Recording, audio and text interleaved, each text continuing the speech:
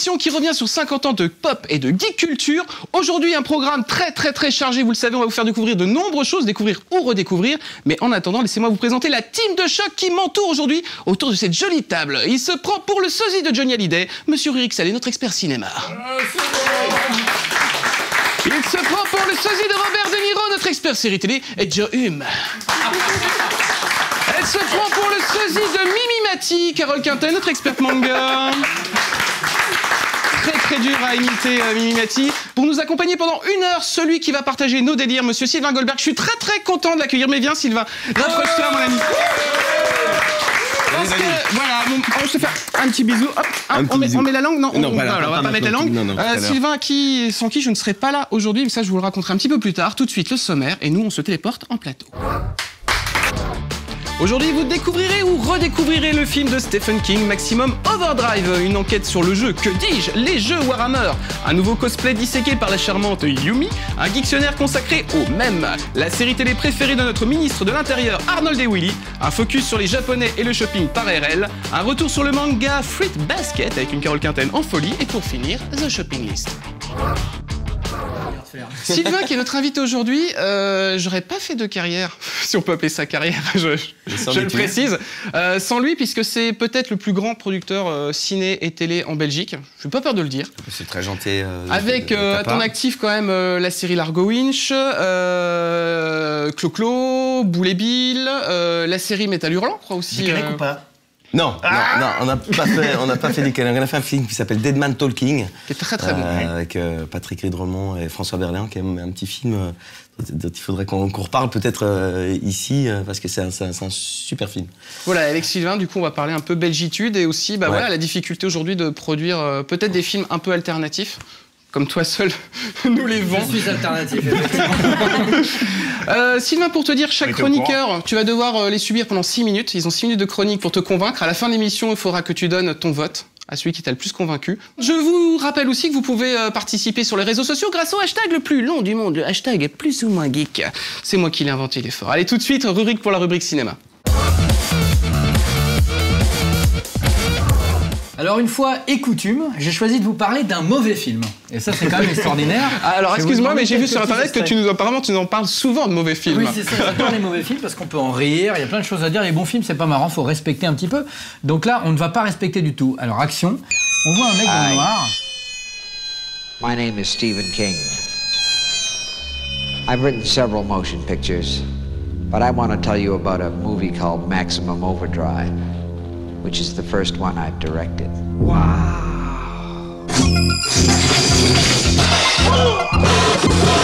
What in the dickens is going on around here? A lot of people have directed Stephen King novels and stories. And I finally decided if you want something done right, you ought to do it yourself.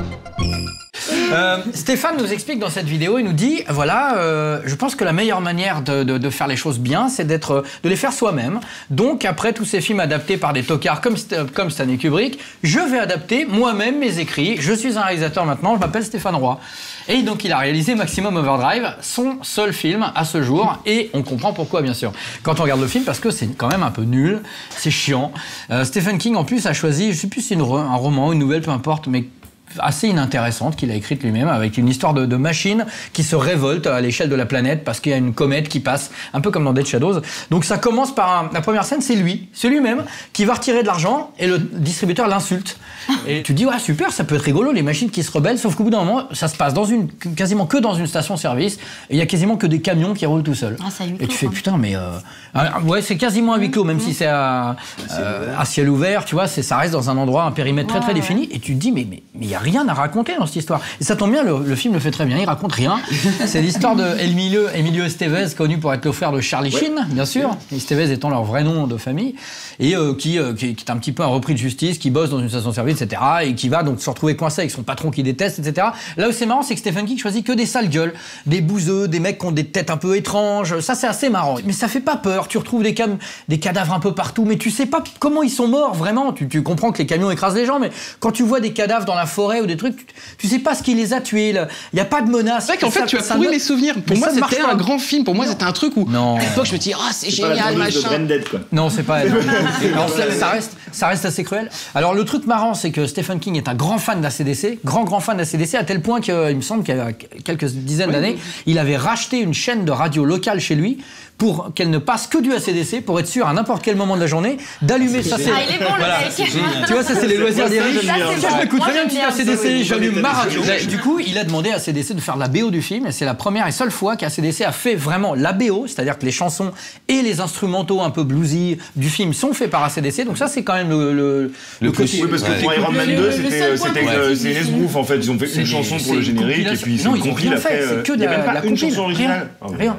Et alors ce qui est marrant, c'est qu'ACDC pendant longtemps a eu la réputation dès qu'ils étaient investis dans un film de faire une BO qui cartonne et un film qui fait un flop, puisque c'était donc le cas de Maximum Overdrive, mais aussi le cas de Last Action Hero, dont ils ont fait la chanson titre qui a été un gros flop. Sauf que Last Action Hero c'est vachement bien. Je suis d'accord. Mais donc ça les faisait marrer, ils en riaient eux-mêmes dans les interviews, ils disaient attention parce que nous dès qu'on fait la musique d'un film ça se plante.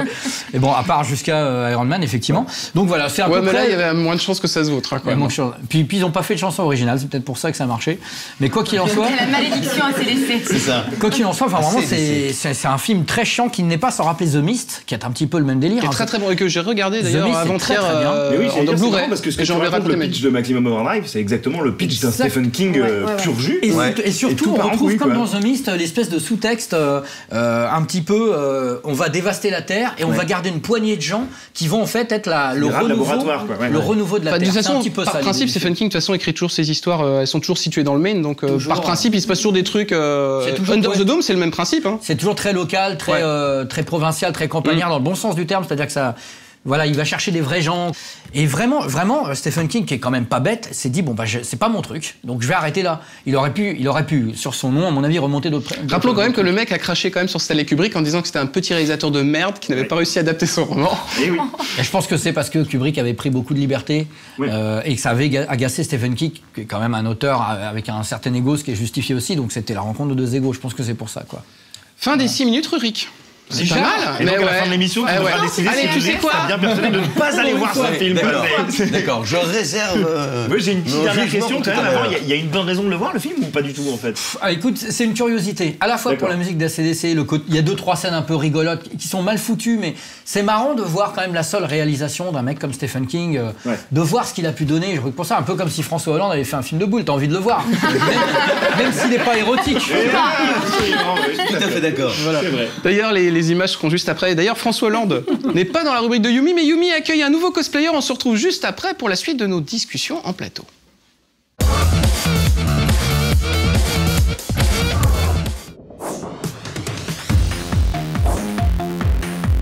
Salut à tous, 4 indices pour deviner mon invité du jour. Indice numéro 1, c'est une pirate. Indice numéro 2, c'est une jolie rousse. Indice numéro 3, elle a 2 gros pistolets. Indice numéro 4, son ulti fait bien mal. Vous avez quelques instants pour réfléchir.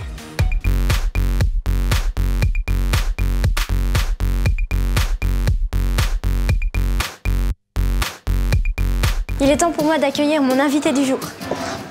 Bonjour. Bonjour. Donc pour le moment, tu es en civil, donc comment est-ce que je dois t'appeler? Galuren. Et qu'est-ce que tu fais dans la vie? Je suis ingénieure en bureau d'études. Je suis aussi rédactrice pour l'association Multigaming Fureur en tant que rédactrice League of Legends. Donc je pense que maintenant, il est temps de découvrir ton identité secrète.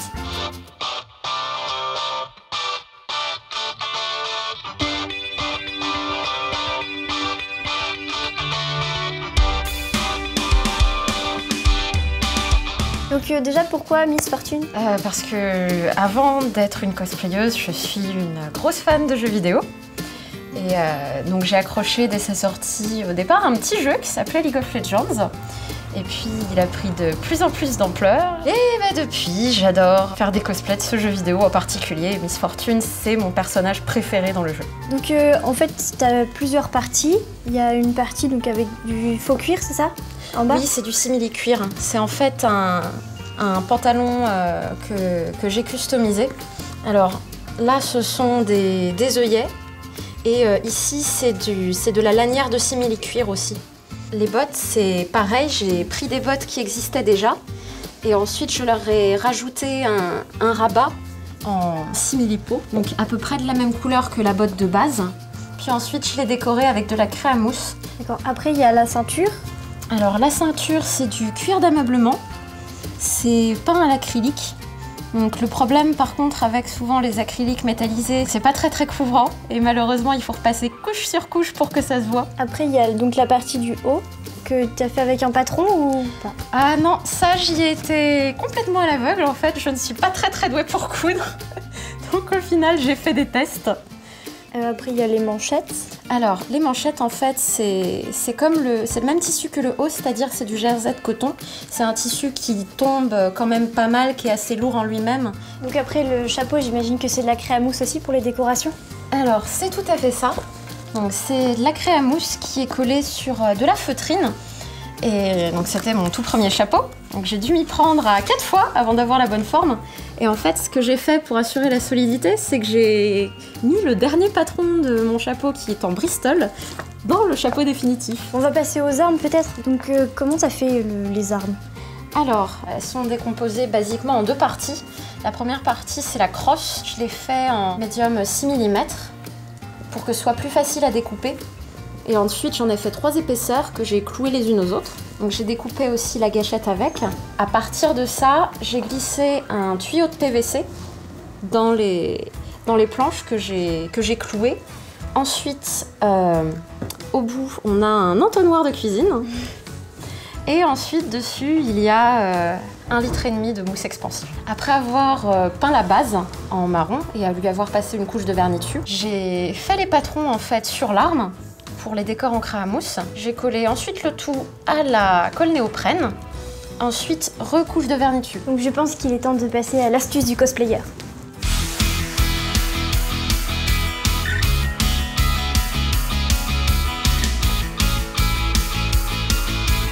Homme ou femme, un peu de maquillage ne fait de mal à personne. Parce que quand vous avez fini votre costume jusqu'à tard dans la nuit et que vous avez des gros cernes, et bien mine de rien, un petit peu de correcteur, même pour les hommes, ça donne déjà une bien meilleure mine. Et puis aussi, comme vous pouvez le voir, j'ai les sourcils qui sont teints. C'est teint avec du rouge à lèvres et j'ai repassé dessus à la poudre cuivrée pour être un peu plus proche de la couleur de ma perruque. Parce que les personnages qu'on cosplay ne sont pas censés porter de perruque, donc c'est censé être leurs cheveux naturels. Donc les sourcils doivent refléter cette couleur. Et mine de rien, ça change quand même pas mal de choses.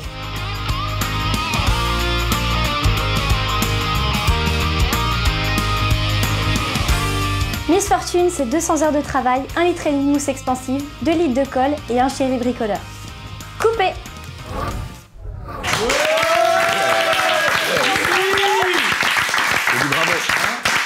Je pense qu'on peut doublement applaudir puisque Yumi est cachée dans les coulisses. Coucou Yumi! Personne te voit parce que les caméras sont pas sur toi, c'est pas grave. Tu verras au making of. Elle est nue, voilà. C'est toutes des choses que vous ne verrez pas dans cette émission. Voilà. Allez, tout de suite, on enchaîne avec le Geektionnaire. Sébastien Lacheret, cette fois-ci, revient sur la définition du terme mème. Donc peut-être que vous ne savez pas ce que c'est. Si vous le savez, vous allez vous éclater. Si vous ne savez pas, réponse tout de suite en images.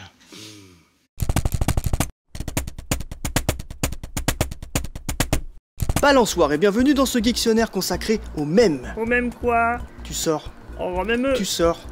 Le terme mème vient de l'association du mot gène et de mimésis, signifiant imitation en vieux grec. Il fut proposé par l'éthologiste britannique Richard Dawkins en 1976 pour désigner un élément culturel particulier d'une société transmis au sein même de cette même société uniquement par mimétisme. Selon lui, le mème aide à l'évolution culturelle d'une société, tout comme le gène aide à l'évolution biologique d'une espèce. Et ouais, quand vous chantez bon anniversaire ou que vous racontez une histoire de Toto, vous faites évoluer votre espèce.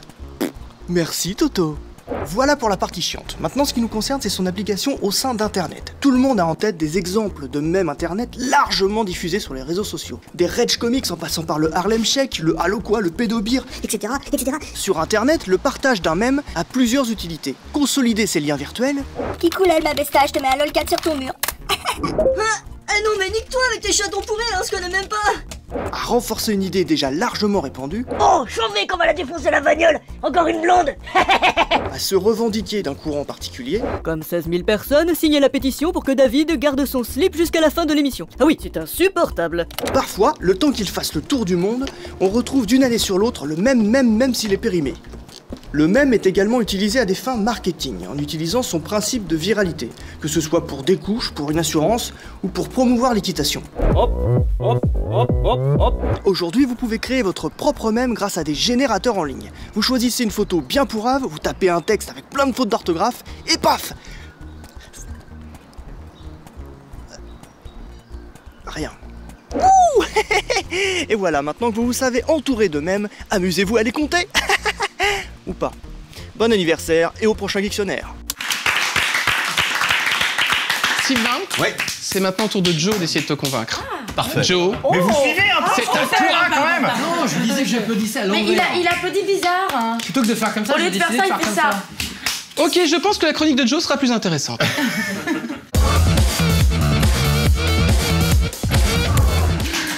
Vas-y Joe, Bon. parce que toi aussi tu vas défendre un truc un peu indéfendable. C'est peut-être Mais une c'est émission à thème complètement aujourd'hui. défendable. Non, je m'inscris en faux, monsieur. Nous allons parler aujourd'hui d'une série créée en 1978.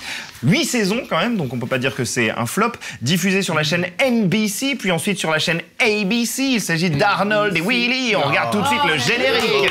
Personne dans le monde ne marche du même pas. Et même si la terre est ronde, on ne se rencontre pas. Les apparences et les préférences ont trop d'importance. Acceptons les différences, c'est vrai. Trop de tout, tu sais. Trop de tout, c'est vrai. Trop de tout pour faire un monde. Formidable générique qui a donc participé au succès de la série en France, puisque tout le monde le connaissait par cœur quand on regardait le Club Dorothée. La série arrive en France en 1982, donc 5 ans après sa première diffusion américaine. Elle cartonne comme aux États-Unis, donc elle est multi-rediffusée avec évidemment un passage au Club Dorothée dans les années 90. C'est plus ou moins à cette époque-là que la plupart d'entre nous, et peut-être d'entre vous, téléspectateurs, avaient découvert la série Arnold et Willy. Alors, le pitch, vous le connaissez, 2 orphelins recueillis par Monsieur Drummond, qui vit dans son appartement new-yorkais avec sa fille. Arnold et Willy, eux, étaient élevés. En fait, c'est ça qui est un petit peu... Ça fait partie des choses intéressantes de la série, c'est son côté un petit peu humaniste. En fait, Monsieur Drummond a accepté de recueillir Arnold et Willy. C'était les 2 enfants de sa gouvernante noire qui était mourante et qui lui a dit, écoutez, une fois que je serai plus là, mes enfants habitent dans le quartier d'Harlem, ils seront livrés à eux-mêmes. Promettez-moi que vous allez vous occuper d'eux. Et lui, par bonté d'âme... Ça n'a pas trop bien marché dans la vraie vie. Ça n'a pas trop bien marché dans la vraie vie, on y reviendra dans le courant de la chronique, mais ouais, effectivement, c'était un petit peu compliqué. Alors, évidemment, l'un des points forts de la série, c'est, on en parlait, Gary Coleman, qui joue le rôle d'Arnold. On avait tous envie d'être potes avec lui, les garçons avaient envie d'être potes avec Arnold. Je préférais Mr. T. Les filles, voilà, mais justement, il a fait une apparition dans la série. On m'a dit que Marine Le Pen n'avait pas trop envie, par contre. Non, mais ça, vous savez, je ne sais pas si elle regardait vraiment la série, en fait. À mon avis, elle était intéressée par d'autres choses, comme Thierry Lafrance, par exemple. Mais non, en fait, le truc, c'est que on avait un peu envie d'être potes avec lui. Les filles avaient envie d'être potes avec Punky Brewster et les mecs, ils avaient envie d'être potes avec Arnold. Mais donc, Arnold, Gary Coleman, c'est dingue parce que je disais, j'ai revu des épisodes, pas mal d'épisodes de la série en préparant cette chronique, en VO cette fois-ci, et c'était un putain d'enfant acteur, quoi. C'est-à-dire que c'est un gamin black qui avait une tchatche incroyable. Je pense qu'il improvisait la moitié de ce qu'il faisait. Et il y a effectivement un épisode, parce qu'il y a pas mal de guest stars, c'était vraiment une série guest star friendly, Arnold et Willy. Tout le monde avait envie de passer dedans pour être le mec sympa. Et Mr. T, effectivement, fait une apparition dans un épisode où Willy a une nouvelle copine. Arnold est super jaloux et donc il décide de se déguiser en Mr. T pour l'impressionner parce qu'il l'a entendu dire, cette fille, qu'elle aime bien les durs. Donc il arrive vraiment avec une fausse Iroquois, avec des chaînes et il joue extrêmement bien. Et Mr. T, le vrai Mr. T, arrive derrière Arnold pendant qu'il est en train de se la jouer. Et Arnold se retourne et là il y a la rencontre entre mini Mr. T et le vrai Mr. T. Il y a pas mal de guest stars d'ailleurs qui... C'est le vrai Mr. T, mais finalement il adoube Arnold, il lui dit ok, t'es mon fan number one, tout va bien. J'ai une question, c'était tourné en public ou pas? C'était tourné en public, ouais. Parce que ça c'est typiquement le genre de truc qui fait applaudir les gens quand t'as le vrai Mr. T. Exactement. Comme ça. Oui, là c'est incroyable. On est dans une sitcom. vraiment ça. Il y a eu beaucoup de guest stars, donc je disais, qui sont passés. Il y a Janet Jackson qui, au départ, est passée en tant que guest star, c'est-à-dire elle jouait une copine de Willy, et finalement, elle est restée sur 3 saisons. Moi, je trouve aussi que c'est assez symptomatique des séries de cette époque-là, puisque c'était les premières séries, un peu comme il y a eu d'ailleurs une seconde phase où on mettait des acteurs hispaniques dans les séries pour aller draguer un peu cette communauté, parce que après les séries aux États-Unis sont scindées en deux, c'est-à-dire que tu as eu vraiment des sitcoms dédiés aux blacks, tu avais des sitcoms pour les petits blancs. Comment dire, quand tu revois la série, ça peut paraître un petit peu naïf aujourd'hui, mais en fait, quand tu regardes aujourd'hui la série, t'as pas l'impression que c'était très opportuniste. En fait, c'était vraiment une série qui était effectivement très marrante, avec beaucoup de comiques de situation, mais aussi avec des épisodes qu'ils appelaient les Very Special Episodes, qui étaient des épisodes très spéciaux, donc qui abordaient des thèmes, qui abordaient des thèmes particulièrement délicats à aborder dans une sitcom américaine. C'est-à-dire que ça parlait d'abus sexuels sur mineurs, ça parlait de revente de drogue aux mineurs. C'était souvent des amis d'Arnold et Willy qui étaient victimes de rackets ou de choses comme ça, et les personnages d'Arnold et Willy trouvaient la solution. Alors ça paraît effectivement un peu naïf aujourd'hui, mais en fait quand tu les regardes, tu te dis, mine de rien, ils essayaient de véhiculer un message qui était certes un petit peu naïf, de ne pas grandir, de garder son âme d'enfant. Oui, et puis surtout de se méfier des belles paroles. Il y avait un rôle un petit peu éducatif. Tous les sitcoms de l'époque, quand tu regardes Madame est servie ou le Cosby Show, il y a toujours une morale. Mais là, en fait, le fait que les deux héros, c'était 2 petits gamins noirs du quartier d'Harlem qui en avaient bavé avant d'arriver chez Monsieur Brumond. Est-ce que c'était l'une des premières séries aux États-Unis à cartonner avec des héros blacks? C'était une des premières, c'était pas la première. C'était vraiment cette vague-là, c'était vraiment mais c'était vraiment effectivement cette vague-là. Je profite que Sylvain soit avec nous en plateau. La Belgique, vous receviez quand même Arnold et Willy. Rassure-moi. Non, mais bien sûr. Avec combien d'années de décalage avec le reste du monde? Non, je te rappelle que quand même, la Belgique a été un des pays les premiers câblés au monde. Donc quand vous aviez 3 chaînes, nous en avions plus de 30. Je tiens quand même à le rappeler. D'accord. Maintenant, l'église étant remise au milieu du village, tu peux continuer ton émission. D'accord. Eh ben, j'avais préparé un super lancement avec RL qui se drogue elle aussi, grâce à cette série. Eh ben, j'en ai rien à faire. RL, débrouille-toi. Bim.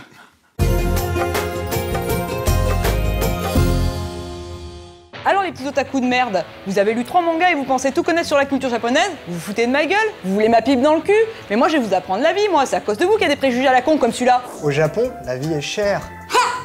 Laissez-moi vous expliquer en 3 points et de façon élégante pourquoi cette idée pue du cul. Point numéro 1.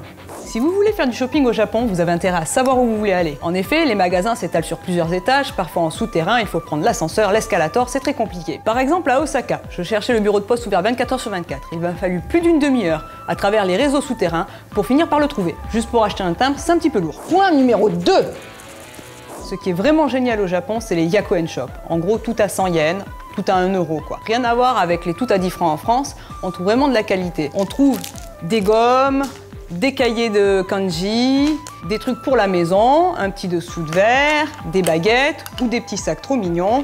Vraiment, c'est le paradis. L'autre avantage au Japon, c'est le konbini. Les magasins ouverts 24h/24, 7 jours sur 7, qui sont super pratiques. Un petit creux à 2h du mat, pas de problème. Une veste sur le pyjama et 50 mètres plus loin, le konbini est là. Point numéro 3.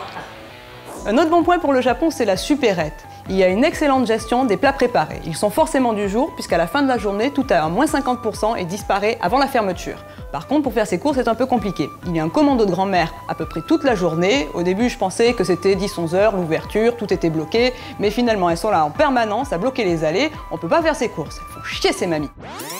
Ah mais les gangs de mamies, ça fait super flipper à côté de Godzilla.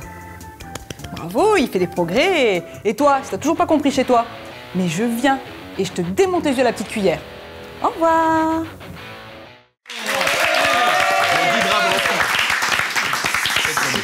Ce qui est magnifique avec RL, c'est qu'on voit quand même que la drogue fait des ravages sur le visage. Allez, tout de suite, on enchaîne. Eh oui, j'en profite car RL n'est pas avec mon plateau et tu ne peux pas me taper, RL. Voilà. Allez, on enchaîne avec le grand sujet geek de cette émission, un sujet consacré à Warhammer et toute la franchise qui en découle. Et on se retrouve juste après en plateau. D'ailleurs, j'entends déjà des petites anecdotes autour de Warhammer.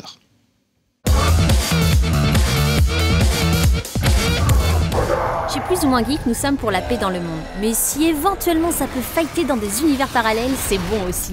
Ah, l'odeur de la sueur et du sang, le plaisir de voir des têtes voler et je m'éloigne, désolé. Retour sur Warhammer et son efficace mélange de donjons et dragons, Tolkien, Michael Moorcock et même de l'espace et des grosses pétoires. La franchise se décline sous toute forme depuis près de 30 ans. Et pour vous faire découvrir ou redécouvrir ces univers, rencontre avec Sébastien Voineau, spécialiste de la question. Mais quelles sont concrètement les différentes variantes de Warhammer? Warhammer existe sous plusieurs formes, des jeux de rôle et également des jeux de figurines. Donc, les jeux de figurines sont plutôt une activité où on a vocation à collectionner des figurines de différentes gammes, les mettre en valeur par la peinture et jouer avec.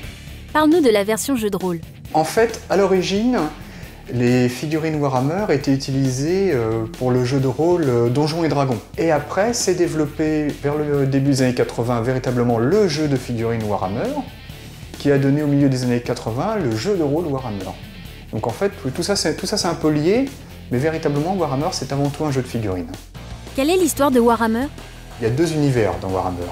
Il y a le Warhammer Battle, qui est un univers d'heroic fantasy, donc qui va mélanger du Moyen-Âge, mais avec des monstres, des dragons, des démons, de la magie, qui est une sorte d'Europe de la Renaissance, où on commence à avoir des armes à poudre, des choses comme ça, et où se côtoient des peuples mythologiques tels que les nains, les elfes ou autres. Et il y a un autre univers qui est Warhammer 40 000, qui est sa déclinaison futuriste, donc qui se passe comme son nom l'indique en 40 000, et où là on va avoir un univers avec des vaisseaux spatiaux, des guerriers en armure énergétique sur le principe de Star Wars, et là encore une déclinaison des peuples mythologiques, mais dans l'espace, donc avec des orques qui voyagent dans des vaisseaux, des Eldar qui sont la version Warhammer 40 000 des elfes, donc il y a bien deux univers dissociés. Warhammer a-t-il été un succès immédiat? La société Game Workshop qui a monté Warhammer est née au milieu des années 70, donc elle a presque 40 ans maintenant.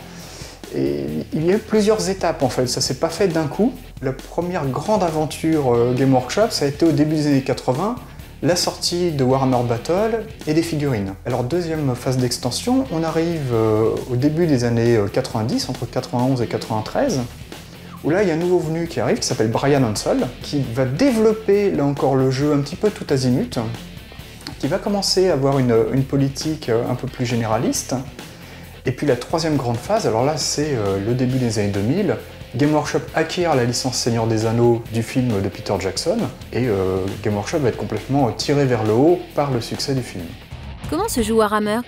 Tout d'abord on achète, comme je le disais, ces figurines, on va les peindre, les assembler, les peindre, et ensuite jouer. Donc Warhammer, que ce soit 40 000 ou Battle d'ailleurs, se joue sur des tables où on va représenter un champ de bataille, et on va faire une bataille qui va opposer alors deux camps, avec plus ou moins grand nombre de joueurs dans chaque camp, et avec un objectif, par exemple, s'emparer du bâtiment central. Donc on va déployer ses troupes, et les faire jouer en différentes phases de mouvement, de tir, des choses comme ça. Comment as-tu découvert Warhammer? Oh, alors ça date de la fin des années 80, et j'ai commencé en fait avec les livres dont vous êtes le héros, ces petits livres à choix, qui ont été créés justement par le fondateur de Warhammer. Et puis petit à petit, ça m'a amené dans l'univers du jeu de rôle, qui lui-même m'a amené à la figurine, et j'ai découvert, enfin je me suis trouvé une grande passion pour la figurine. Et voilà, c'était parti pour une vingtaine d'années. On entend des bêtises dans les médias traditionnels. Alors, cassons le préjugé. Faut-il être asocial pour jouer à Warhammer? Eh bien non, parce que par définition, le jeu est éminemment social, puisque l'idée c'est se rencontrer autour d'une table et jouer avec les autres. Donc on n'est pas du tout sur un jeu qui se pratique seul dans son coin, mais on est bien sur un jeu où on a besoin de l'autre pour jouer et on joue à plusieurs. Quels sont les personnages emblématiques de la franchise? Alors c'est pas tant des personnages emblématiques, c'est plutôt des grandes classes de personnages. Alors c'est un univers alors, où le paragon de l'humanité, c'est ce qu'on appelle le Space Marine. Alors faut imaginer un petit peu des Stormtroopers de la guerre des étoiles, mais qui feraient 2,50 m, 130 kg de muscles. C'est un peu ça. Donc c'est véritablement l'archétype du personnage de Warhammer 40 000. Y a-t-il des personnages haïs des fans? Il y a des personnages, oui, tout à fait détestés. Alors je pense que l'un des plus détestés dans Warhammer 40 000, ça va être un chapelain qui s'appelle Erebus, et qui est tout à fait détesté puisque par son entremise vont se produire de grandes catastrophes dans l'univers de Warhammer 40 000. Question pour les fins connaisseurs. Comment sont nés les dieux du chaos? C'est fortement inspiré de Michael Moorcock et du cycle d'Elric le Nécromancien, où en gros les dieux du mal sont appelés ce qu'on appelle les dieux du chaos. Donc il y en a 4 dans l'univers de Warhammer, que ce soit Battle ou 40 000, on les retrouve, il y a des passerelles entre les deux univers. En tant que collectionneur, quelle est la boîte de jeu que tu n'as jamais ouverte? Ce serait pas tant la boîte non ouverte, ce serait plutôt la figurine qui me plaît particulièrement. J'avais un ami qui était sans doute l'un des meilleurs peintres du monde, qui s'appelait Bruno Grelier, et qui m'avait fabriqué et peint une figurine rien que pour moi. Donc c'est vraiment une pièce absolument unique, qui par ailleurs a une grande valeur sentimentale, et ça c'est vraiment la figurine qui ne sort jamais de sa vitrine, que personne n'a le droit de toucher, et qui est véritablement sacrée.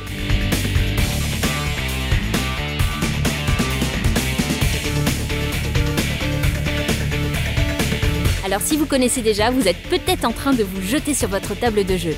Et si vous ne connaissez pas, il ne vous reste plus qu'à saisir votre glaive ou votre canon laser. La guerre vaincra.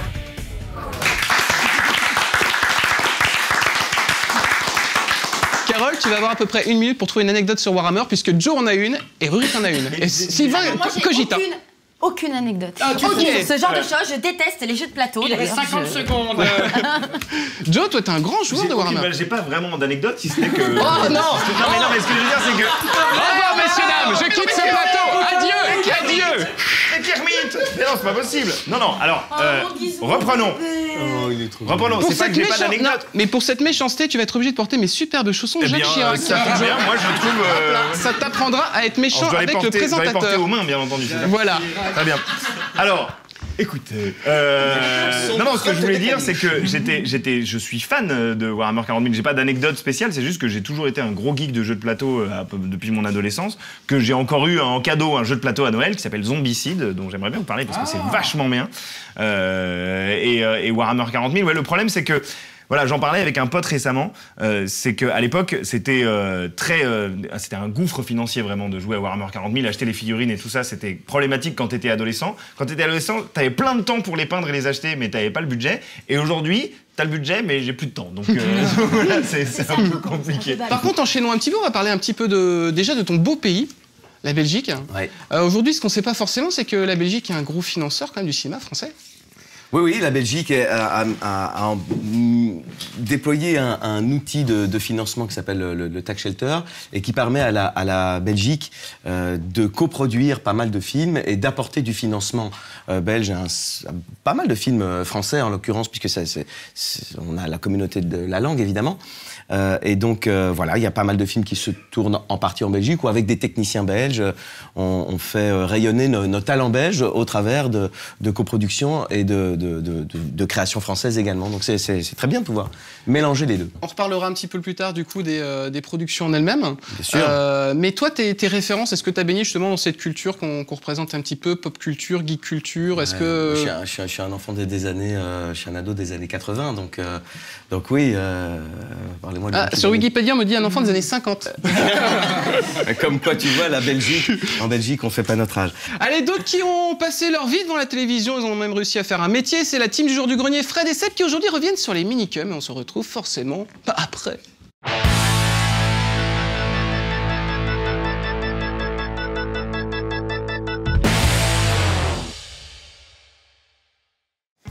Toujours nous qui devons nous occuper de ces conneries. Ah non, c'est clair, c'est un peu chiant. Hein?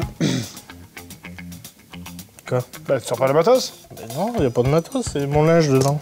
Ah, c'est pratique. Hein? C'est une belle valise. T'as vu la classe, ça? C'est Nagui, non? Je crois, ouais. Ah non, c'est Josène Balasco, je sais pas. Les deux se ressemblent un peu, donc c'est difficile à dire. Ils sont connus pourquoi déjà? Bah, les minicums. Oui, c'est vrai, ils ont fait les minicums. Tu te rappelles des minicums quand même? Oui, bien sûr, je me rappelle. Une série jeunesse sur France 3, qui a démarré en 93 et qui s'est terminée aux alentours de avril 2002, il me semble. Ouais, moi je me rappelle que bizarrement, j'aimais pas les marionnettes. Je crois que j'ai une aversion pour la marionnette depuis Téléchat, où maintenant je déteste tout ce qui est avec une marionnette, je ne supporte pas. Ouais, mais là, c'est pas des cuillères, c'est pas le mobilier qui parle, tu vois, c'est des acteurs du showbiz, de la télé, de la musique et tout, des présentateurs. C'est clair que les gosses connaissaient pas forcément, tu vois, Antoine Decaune, c'était pas un truc hyper parlant pour les gamins, tu vois. C'est vrai qu'il y avait Nagui, Johnny Hallyday et Antoine Decaune. Comment est-ce que je pouvais pas aimer ça? Il y avait des volontés de faire des parodies, de créer des sketchs, des chansons aussi. Ils ont eu 2 sets d'or. Meilleure émission jeunesse de, je sais pas, c'était 2 années consécutives, mais ils ont eu 2 sets d'or.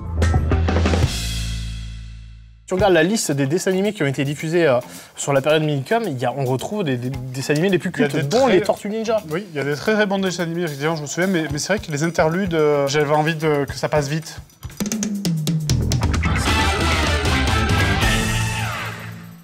Les sketchs étaient plus trop parlants à la jeune génération, tout ça. Les Minicums, c'est devenu MMK en fait. Et il y avait moins de sketchs, moins de contenu. Donc voilà, c'était beaucoup plus fade, beaucoup plus lisse. Et c'est pour ça que ça n'a pas duré longtemps, vu qu'en 2002, ça s'est arrêté, quoi. Mais les Minicums, c'était sympa. Mais c'était moins sympa que ta valise. Oui, c'est vrai. Je sais pas si je peux rentrer un Minicum là-dedans. En tout cas, je sais pas si tu sais, mais il y a 2 compartiments slip. Ouais. 3 chaussettes. Tu montes tes slips Ouais.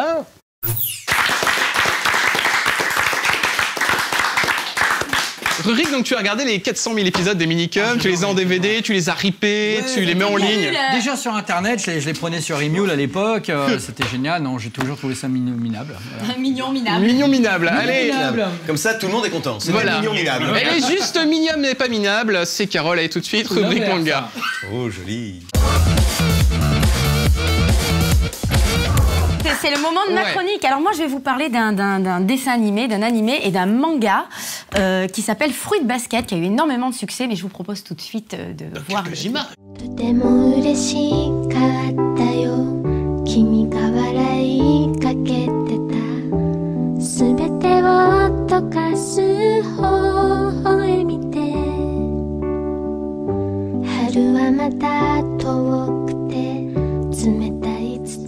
Putain de mélodie, quoi, j'adore. Voilà, donc le petit générique assez soporifique de Fruit Basket. Mais J'ai l'impression que t'as choisi Fruit Basket parce qu'on a un invité belge ou Absolument, absolument. Oh, bien joué. Bravo. Je demande. Sachant qu'il m'a déjà sorti la vanne dans les loges. Oui, donc, mais ouais, mais je l'ai dit quand même parce que voilà, moi j'aimerais bien commencer ma chronique. Fruit Basket, quand tu prends un cornet que tu payes pas, c'est. Alors Fruit Basket, un manga de Natsuki Takaya qui a eu énormément de succès au Japon et qui après est arrivé en France. C'est marrant parce que dès que les gens parlent d'animé, de manga, c'est toujours un très gros succès au Japon. Mais ça a eu si énormément. Non, mais ça a eu énormément de succès. C'est tout d'abord sorti dans la revue japonaise Ana Toyome, qui veut dire des fleurs et des rêves. Ah, les fleurs, Yume les rêves. Et qui ensuite, c'est shoujo, voilà, c'est vraiment des mangas shoujo. Donc Fruit Basket a eu énormément de succès dans ce magazine au Japon et sorti après en France, donc chez Delcourt en 23 tomes. Donc, je propose qu'on donne à notre invité quelques exemplaires. Voilà, je vous ai emmené les exemplaires de ma collection personnelle qui m'appartiennent. Et donc c'est sorti également en animé. Donc je vous ai également emmené, voilà, je montre à ma petite caméra, la version donc collector intégrale, donc en japonais et en français, donc de Fruit Basket. Alors l'histoire, elle est assez marrante. C'est Toru, Honda Toru, une jeune fille toute mignonne, toute prude, très naïve, qui a perdu sa maman dans un accident de voiture et qui vit sous une tente toute seule parce qu'elle veut se débrouiller toute seule. Elle veut pas ennuyer ses amis. Une sorte de roumaine avant l'heure. Une sorte de roumaine japonaise, exactement. Et donc elle va rencontrer Yuki Soma, Yuki donc le prince de l'école, le plus beau garçon de l'école, qui vit donc avec Shigure, donc son oncle, dans une maison pas très loin de là. Et ils vont s'attacher à cette jeune fille. Je pense que Rurik, qui va donc vivre avec. Tu n'accroches pas à Fruit Basket, mais tu as tort parce que c'est une très très belle histoire. Mais il y en a pas. Je vois que t'es sérieuse, on se dit rien, mais alors, mais il y a Pikachu partout, il y a plein de petits trucs, il y a plein de petites, de petits clins d'œil marrants. Natsuki Takaya d'ailleurs aime bien laisser des petits mots justement dans les à ses lecteurs. C'est une marrante. Et donc le point fort de cette histoire, c'est que les membres de cette famille, la famille Soma, sont victimes d'une malédiction qui fait que quand ils entrent en contact avec une personne du sexe opposé, comme toi et moi, eh bien ils se transforment en un des 12 animaux de l'astrologie chinoise. C'est ce qu'on m'a dit, c'est que quand Rurik est un peu excité, ça devient un lapin. Ouais. Oui, mais ça je le savais la dernière fois, il s'est transformé en lapin, il s'est passé plein de choses en coulisses.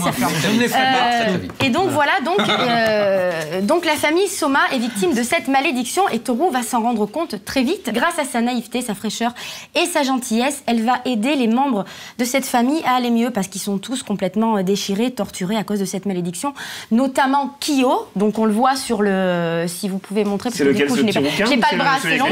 Voilà, j'aimerais bien que tu travailles un peu, Sylvain. ici l'invité. Voilà, 15 ans. s'il te plaît.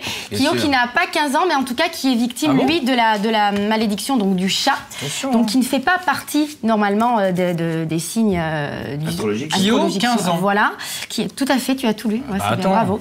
Et donc, Kyo qui souffre énormément de cette malédiction parce que lui, il aimerait vraiment faire partie de la famille Soma, mais il est un petit peu à part. C'est un peu le bouc émissaire, on va dire. Alors que, par exemple, Yuki rêve de se sortir un petit peu de ces chaînes, carcan, voilà, de ce carcan, de cette malédiction.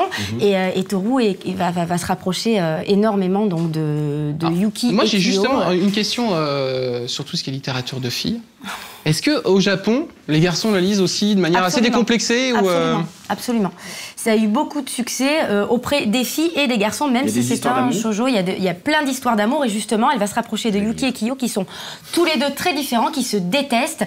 Mais elle va surtout s'attacher à Kyo parce qu'il est vraiment torturé, malheureux. Il porte un bracelet qu'il ne peut pas enlever, sinon il prend vraiment l'apparence d'un démon, contrairement aux autres qui se transforment en chien, en rat, en sanglier, mais qui ont une apparence assez kawaii, assez mignonne. Et lui, c'est vraiment un démon, donc il est vraiment très malheureux. Et donc tout va tourner autour de cette famille. Chaque épisode, elle rencontre quelqu'un de nouveau, et c'est vraiment très touchant, très émouvant. Plus on avance dans l'histoire, plus ça devient sombre, plus on s'attache au personnage. Ça commence, c'est très frais, c'est très kawaii, c'est très enfantin. Moi, au début, j'étais pas du tout attirée par Fruit Basket. Il a vraiment fallu que je regarde 1 ou 2 épisodes pour accrocher. Et plus on avance, plus ça va dans le sombre, plus c'est touchant, plus c'est prenant, plus on se rend compte qu'il souffre. Il y a une réelle souffrance dans cette famille. Mais ça finit bien. Tu dépasses les 6 minutes, tu prends plus Ah oui, mais alors Roderick et attendez, Joe. j'ai encore des petites choses à dire là quand même. Mais faut pas les dire. Effectivement, Faut les d'ailleurs, penser. il faut savoir que le manga a remporté en 2001 le prix du manga de l'éditeur Kodansha, alors que il n'était pas édité chez Kodansha, donc c'est quand même assez rare. Ouais. Donc le prix manga dans la catégorie shoujo, bien évidemment, et l'animé a gagné l'animé Grand Prix en 2000-2001. Donc c'est quand même un manga qui a eu énormément de succès. C'est quand même pas de la merde. C'est pas de la merde, voilà. C'est pas un truc de petit joueur. Merci. C'est là.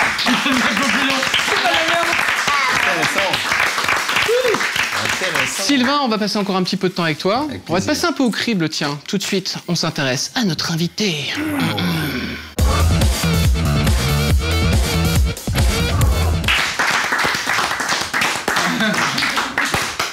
Comme dans les films américains, les gars.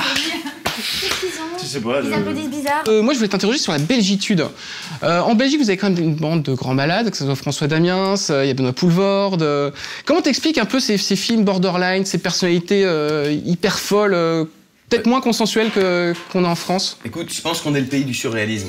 La Belgique, c'est le berceau de Magritte, c'est la BD, voilà, je crois qu'il y a une autodérision culturelle inhérente vraiment à notre culture très surréaliste. Voilà, je crois qu'il y a aussi, pour exister à côté d'un grand frère comme la France, faut avoir de l'autodérision. On s'est fait terriblement moquer par beaucoup d'humoristes français. Non, c'est sérieux? Et c'est pas fini. Et je le comprends, mais on commence à vous le rendre bien et à vous envoyer. Donc, finalement, ce que vous avez de plus drôle, ce sont nos comiques qu'on vous envoie. Donc,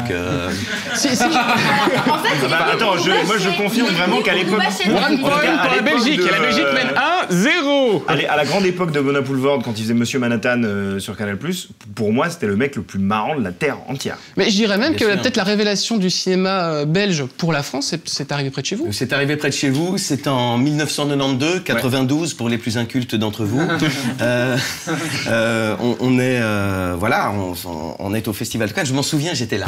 Et il y a eu une étrange réaction, à la fois d'effarement total, et à la fois une espèce d'énergie, de vague de fan immédiate, quoi. Donc c'était très particulier. Rurik te concernant, il y a Fabrice Duvels, qui est belge et que Paris, exactement. Ouais. Qui est, à mon avis, tu peux peut-être resituer? Oui, c'est le réalisateur de Calvaire et de Vignane, et d'un film Col 45 qui est toujours pas sorti. Il a enchaîné, il est peut-être même en train de tourner son nouveau film maintenant. Et en tout cas, je pense que c'est l'un des réalisateurs francophones les plus intéressants. Ça, je l'ai toujours pensé, toujours dit. Mais un film belge attire l'attention aujourd'hui. Ils font, tiens, ça c'est belge, ça doit être marrant, ça doit être un peu exactement. décalé. Et je ferai d'ailleurs la référence avec Deadman Talking que tu as produit, qui est un très très bon pitch. En fait, c'est un condamné à mort qui a le droit à une dernière parole avant d'être exécuté et qui en fait va décider de parler sans s'arrêter pour repousser au maximum l'heure de l'exécution, qui est un très très bon film, et effectivement dans cet esprit belge en fait. C'est vrai que c'est un super film, très personnel, Patrick Ridremont. Et retenez ce nom, c'est un auteur, réalisateur, acteur absolument génialissime. Et Métal Hurlant, bien entendu Métal Hurlant, qu'on a la chance également de coproduire. Je crois que c'est quand même assez atypique, c'est quand même une série française, tournée à l'étranger, une partie en Belgique, une petite partie en France je crois quand même. Une partie en France très, très conséquente et une partie en Roumanie, en Belgique et en France. Oui, c'est une série enfin, donc une BD, voilà, c'est la célèbre, évidemment, BD Métal Hurlant, adaptée et réalisée par Guillaume Lubrano, qui est un auteur-réalisateur absolument formidable. On s'est mis à 3 pour pouvoir faire exister ce projet et suivre Guillaume dans son délire. Tu parlais tout à l'heure de Dead Man Talking. J'ai l'impression que c'est presque plus simple d'aller en Belgique, même quand on est français, avec un projet atypique, et de trouver un producteur là-bas qu'ici, où les gens sont, j'ai l'impression, très, très refermés sur des schémas, des trucs. Les gens en France, y a-t-il des producteurs aussi fous qu'en Belgique? J'ai pas l'impression. Alors, encore une fois, il y a des producteurs qui le sont plus que d'autres en Belgique aussi, et en France, il y a des producteurs qui le sont plus que d'autres. Ça dépend évidemment du profil de chacun des producteurs. En ce qui me concerne, c'est moi qui suis là autour de cette table. Ce que je peux vous dire, c'est qu'on aime chez Nexus Factory, on aime chez nous des projets, en effet, tu l'as dit, vraiment atypiques, à la marge, qui sortent la tête du rang, quoi. On aime les choses qui sont un peu différentes et là on essaie d'y apporter toute l'énergie, tous les moyens possibles pour qu'il existe et qu'il soit vu par le plus grand nombre possible. Voilà, je me penche sur un gars qui a fait un film tout seul, mais alors tout seul de chez tout seul, il a tourné son truc, mais vraiment tout seul. Et je commence à voir les premiers montages. Et je trouve ça absolument formidable. Je pense qu'on va faire un truc avec lui et qu'on va essayer de porter son projet, voilà. Et quand il sera disponible à la vente, j'en parlerai dans la shopping list tout de suite. La shopping list, lancement de dingue.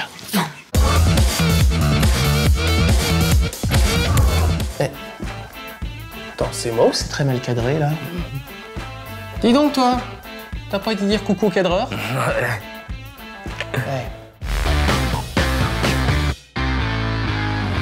Tu as 10 ans et tu n'as plus d'argent parce que tu es privé d'argent de poche depuis que ta mère t'a surpris en train de fumer une clope. C'est mal. Tu aurais dû mieux te cacher. En tout cas, un cadeau très très simple, tu prends ton clavier d'ordinateur, tu fais sauter hop les touches, après tu les relis entre elles, les petites touches, hop, autour d'un fil ou d'un collier, hop, et tu les mets autour du cou, comme ça tu as un collier clavier. Antimagia chez Doki Doki, un monde et un manga où la magie règne et surtout elle peut transformer les êtres humains en créatures préhistoriques. Sauf que celui qui les a utilisés perd petit à petit ses souvenirs. En tout cas, un très bon pitch que je vous invite à découvrir et notamment aussi parce que moi aussi, je peux me transformer en créature préhistorique. La preuve. Oui, je sais, Franck l'avait déjà fait en saison 2 de la shopping list, mais c'est une vanne qui marche toujours bien. Conquistador chez Glénat, avec le soutien du Nouvel Observateur. Je me demande d'ailleurs ce que ça ferait Plus ou moins Geek avec le soutien du Nouvel Observateur. Bonjour amis téléspectateurs et bienvenue dans Plus ou moins Geek, le seul magazine qui parle de politique à la place de la culture geek. Aujourd'hui, notre invité du jour sera Jean-François Copé. En tout cas, le pitch est simple, 1520, les Espagnols d'ailleurs avec des bons petits joufflus derrière, se fight avec des Aztèques, mais ils les trouvent pas. Pourquoi? Parce que les Aztèques cachés. Sigurd et Bon, en tout cas, c'est chez Lombard, c'est le tome 2 qui s'appelle le Kyrgyz. Alors, il est impossible de chroniquer cette BD. Pourquoi, amis auteurs et dessinateurs, tu choisis un nom imprononçable pour des gens qui n'ont pas de culture comme moi, par exemple? Donc, c'est Sigmund. Voilà. En tout cas, le seul truc que je pourrais vous dire, c'est que la colorisation est un peu particulière, alors ça ne peut pas plaire à tout le monde. Un cadeau dont vous pouvez vous passer, c'est 1887 Chimère, disponible chez Glénat.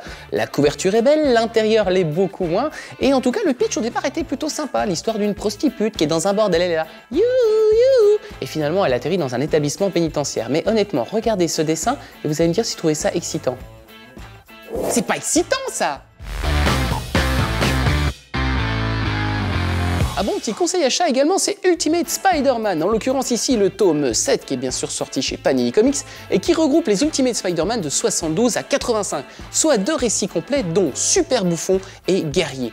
Que se passe-t-il dans Super Bouffon? C'est simple, Harry Osborn a hérité de la fortune de son père et de ses secrets et décide du coup d'avoir les moyens de devenir Super Bouffon. rappelons-le, pour devenir un super bouffon, il n'y a pas forcément besoin de grand-chose. Yo les jeunes, ça roule ma poule. Oh, attendez, faut que je vous laisse parce que gigot d'agneau.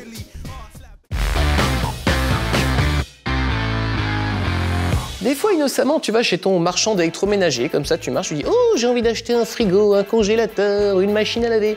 Mais tu ne trouveras jamais ce produit, c'est le frigo R2D2. Son prix, 1070 €. Donc finalement, ça reste encore assez abordable, sauf que quand tu le débranches, il marche plus du tout. Allez, je crois que c'est le moment de repartir en plateau. Sylvain, c'est à toi de te mouiller cette fois-ci. Je vais demander à chacun autour de la table de donner son petit plus au chroniqueur qui l'a plus convaincu, mais je vais finir par toi. Mais oui, il faut travailler, Joe, vous êtes payé, monsieur. J'ai pas réfléchi. Hein, mon argent. Qu'est-ce que je dois exactement? Je dois donner des petits plus. Alors déjà, regarde, j'ai déjà demandé, par exemple, à Rurik de donner son petit plus au chroniqueur qui l'a plus convaincu autour de la table. Tu veux dire parmi ces deux personnages de bas étage. Moi, j'ai vraiment du mal avec ces histoires de petites filles en jupe, contrairement à Jim Wilde, hein, bien sûr. Mais j'irais plutôt dans ton sens, puisque cette série qui ne m'intéressait absolument pas à l'époque, parce que tout le monde en parlait, et c'est la meilleure manière pour moi de ne pas m'y intéresser, j'ai envie rétroactivement. Allez, one point pour Joe. Joe. Eh bien, moi, je suis désolé, Carole. C'est dur. Je suis désolé. de la femme à la télé. Non, mais ACDC tout de suite, tu sais. Tu préfères ce film de merde à Fruit de basket? En fait, le truc, c'est que. Laisse-moi vivre. Maximum Overdrive, c'est dingue. Il y avait plein de. Enfin, j'ai toujours vu les affiches qui m'avaient toujours un peu fait rêver, la bande son d'ACDC. Et maintenant, en fait, j'ai envie de voir pourquoi c'est aussi calamiteux. Alors, très envie de le voir. Je rejoins Joe. En fait, j'ai envie de le revoir exactement pour la même chose. Je suis désolé, Carole. C'est pas grave. En même temps, vote pour toi. Je t'autorise à voter pour toi, Carole. Non, mais ça a l'air vachement bien quand même. Mais ton film, il a l'air tellement bien que c'est toi qui as pris tous les points. Ben moi ça va être à Joe parce que j'adorais j'adorais Arnold et Willy et c'est vrai que rétrospectivement j'ai envie de le revoir. J'ai envie de mais effectivement j'ai envie de savoir pourquoi c'est aussi nul. Alors peut-être que peut-être pas aussi nul que ça, je te préviens tout de suite. Tu connais pas. Non, c'est pareil. Tu connais pas. Sylvain, c'est à toi. Je te laisse trancher. Non, c'est pas dur. Il faut juste être un peu un salaud, c'est tout. C'est ça. David fait ça très bien. Ça fait 3 ans que je le fais avec eux. J'ai aucun problème. Au bout d'un moment, t'assumes. Non, mais alors très sérieusement. Ce sera pour Stephen King. Je dirais, voilà. Allez, bah déjà, un grand merci d'être venu avec nous passer cette petite heure en plateau. Merci de m'avoir invité. Je pense qu'on peut dire quand même que Sylvain est Geek Plus quand même. Pas mal. Oui, ouais, Geek Plus, pas mal. Je sais pas, mais je l'invente. Je crée cette émission au fur et à mesure, je la modifie. D'ailleurs, Joe, tu viens d'être licencié. Est-ce que tu quitter le plateau, s'il te plaît? Carole est un homme. Voilà. Et toi, tu auras bientôt des cheveux, tu auras une perruque à partir de la prochaine émission. Allez, je vous rappelle que vous pouvez poursuivre l'aventure plus ou moins geek sur les réseaux sociaux tels que Geekbook et Geekter. Avec le hashtag plus ou moins geek, vous avez pu commenter cette émission. Vous pouvez la partager au monde entier. On se dit au revoir et à très bientôt. Et n'oubliez pas qu'un bon geek restera toujours à nos yeux un geek curieux. Salut, bye bye. Ciao.